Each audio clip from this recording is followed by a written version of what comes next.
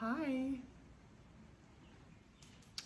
So I am here in Hawaii on a beautiful rainy day, sitting inside with my kitties, and I wanted to make a video about aging, as I just turned 50 a couple months ago, and that was kind of a shock to my self-image.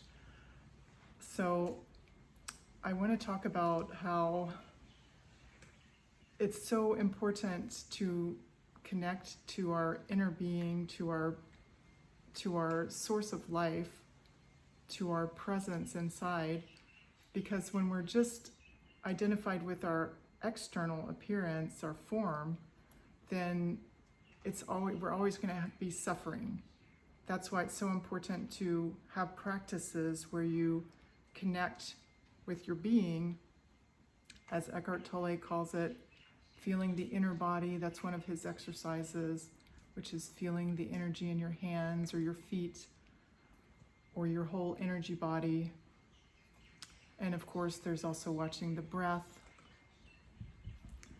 When I hit menopause, that was just last year, it was also quite a shock. So I've gone through all this aging and menopause and all this fun stuff all at once, and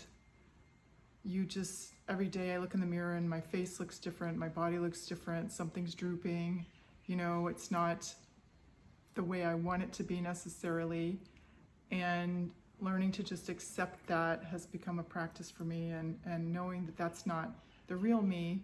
The real me is deep inside, is my being, my soul, whatever you want to call it, the life force, and that doesn't ever change. It never changes. It's always there, always present, and it doesn't grow old. So when we identify with our bodies, then we always have to suffer. There's no way around it.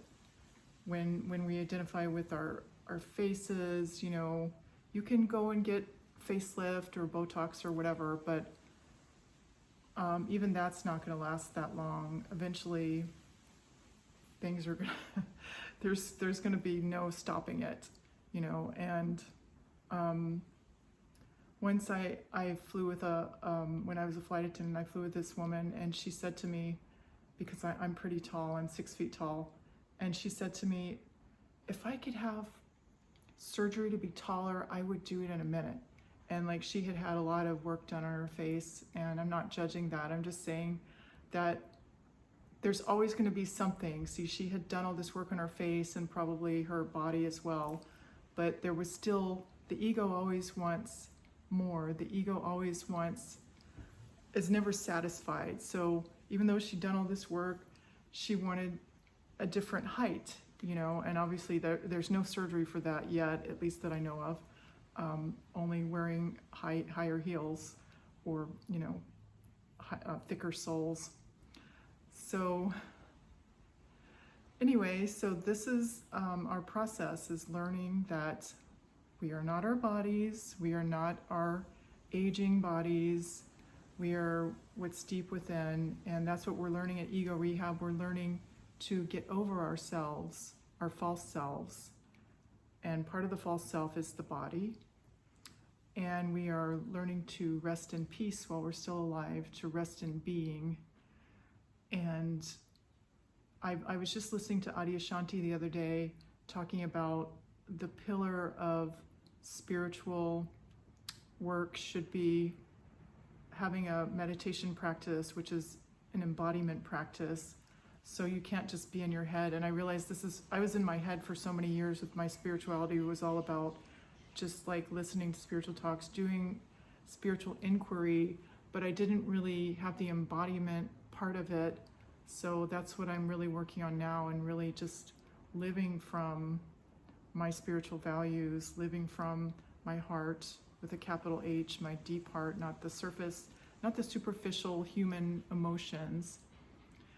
And anyway, I hope you all will join me in Ego Rehab and get over yourselves and learn that we are eternal beings, and there's no need to fear that our bodies are aging and changing. There's no need to worry about the future. There's only this moment. So we just have to connect to it. We have to learn to remember to connect to our breath, connect to our inner body, our energy body, and have that core meditation practice, some kind of meditation, which could just be, meditative walking in the morning where with a clear mind, some kind of embodiment practice, and choosing to live from your core spiritual values every day, whatever they may be, truth or love or whatever they may be, choosing to do some acts each day that embody those beliefs. Adyashanti talks about that a lot, and he's one of my favorite spiritual teachers. So it's great talking with you guys today, and I hope you join me, and I hope to see you guys again soon. Hope you join me on the path of ego rehab. And my kitties say goodbye. Little sweetie says goodbye. Hi.